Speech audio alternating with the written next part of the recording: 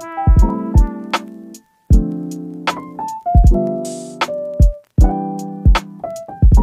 guys, welcome to our vlog. So for today's video, pag-uusapan po natin ang about sa history ng City of Dasmariñas, Cavite.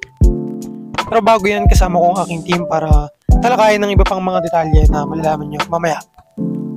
So let's get started. Ang historical place o historical site sa Dasma ay ang Immaculate Conception Parish Church na kilala rin bilang Dasmariñas Church. Ito ay unang simbahang Katoliko sa lungsod ng Dasmariñas, Cavite. Ito ay under ng jurisdiction of Diocese of Imus.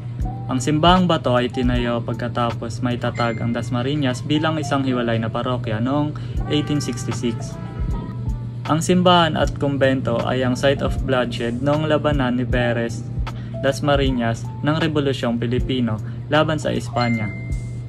Ito ay dineklara bilang isang mahalagang estrukturang pangkasaysayan ng National Historical Institute na ngayon ay National Historical Commission of the Philippines sa paglalagay ng historical marker noong 1986. Noong December 7, 2002, ang pinarangalan at miraculous na imahe ng patrones ng lungsod ng Dasmariñas ay ang Lady of Immaculate Conception ay nakaranahan bilang episcopal ng Bishop Emeritus ng Imus Most Rev. Manuel Sobreviñas.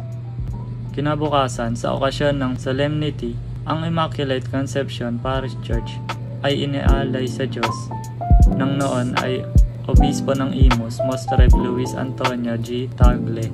Pinagdiwang nito ang ika-150 years ng Jubelyo noong July 5, 2017.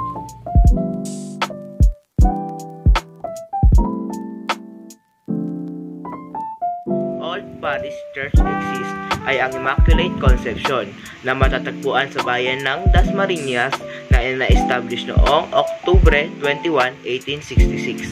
Ang history ng lugar na ito, dito naganap ang economic status. Noong 1983, nakaranas ang Dasmariñas paglago ng ekonomiya at pagdami ng factory at establishmento.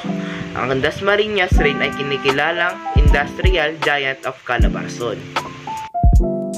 Ang pinakauna pong naging mayor ng Dasmariñas, Cavite ay si Don Placido Campos kasama ang kanyang municipal secretary na si Don Francisco Barzaga at sila ay naitalaga sa pwesto noong taong 1896. Sa lingwahe o dialekto na ginagamit ng mga Caviteño noong kasaysayan. Sa ibang lugar ay ginagamit ang Cavite Chabacano, ngunit hindi naman ito naging malawak at hindi rin masyado itong nagamit sa lalawigan ng Dasmariñas, Cavite. Ang Dasmariñas, Cavite ay popular pagdating sa kanilang pagdiriwang ng Paru-Paro Festival.